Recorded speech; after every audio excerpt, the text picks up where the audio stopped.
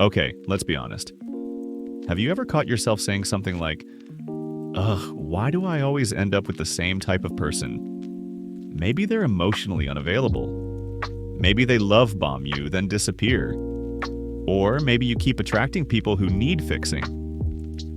If that sounds familiar, you're not cursed. You're just caught in a psychological loop called repetition compulsion. And today we're going to break down why this happens, where it comes from, and how to finally break the pattern.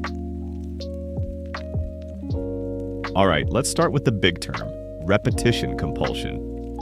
It sounds like psychobabble, but it's actually pretty simple and kind of mind-blowing.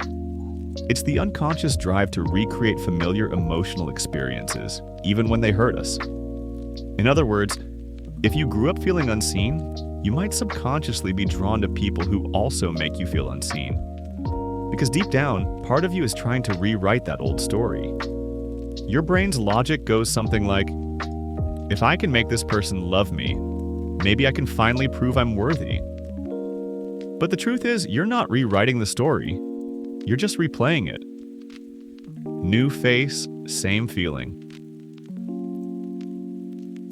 This all starts early, usually in childhood. The way we were loved or not loved as kids becomes our emotional normal. If your parents were warm and consistent, you learned that love feels safe. But if they were unpredictable, distant, or critical, you learned that love feels like anxiety, waiting, or trying harder. Fast forward to adulthood, and now your nervous system mistakes familiarity for chemistry. So when you meet someone who triggers those same emotional highs and lows, your brain goes, this feels like home. But that home might actually be chaos disguised as connection.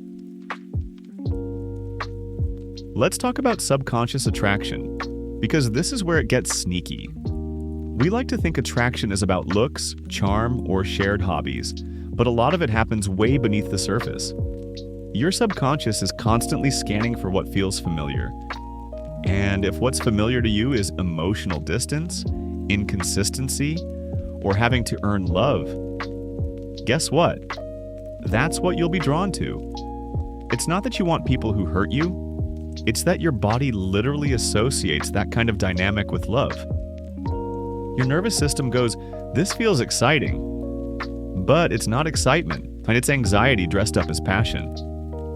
Ever wonder why the healthy, kind person feels too nice or boring? That's your nervous system rejecting safety because it doesn't recognize it yet. So why don't we stop once we realize it?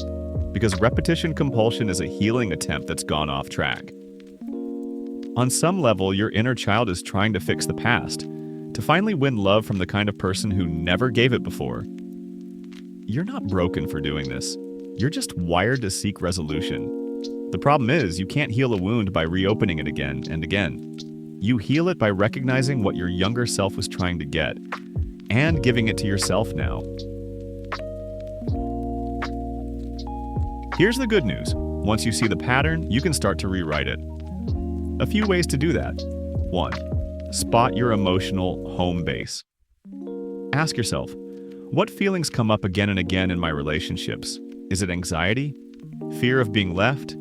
The need to prove your worth? That's your starting point. 2. Notice your triggers early.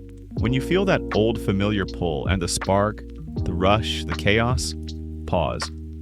Ask, is this chemistry or is this familiarity? Your body knows the difference, but it takes time to listen. 3. Choose differently. On purpose. Healthy love might feel awkward or slow at first. That's okay. You're literally rewiring your brain to see calmness as safety instead of boredom. 4. Heal the root, not just the symptom. Therapy, inner child work, journaling, whatever helps you understand why you were drawn to that old pattern in the first place. You're not just changing partners, you're changing the emotional script you've been living out. You don't attract the same type of person because you're doomed. You attract them because a part of you is still trying to heal. When you bring awareness to that part and start giving yourself the love, safety, and validation you've been chasing externally, you stop chasing familiar pain and start choosing unfamiliar peace. And that's when everything changes. So if you've been wondering, why do I always end up with that type of person? Maybe the better question is, what part of me is still waiting to be loved differently? If this video hit home for you, hit that like button, subscribe for more relationship psychology, and drop a comment. What pattern are you ready to break? See you next time.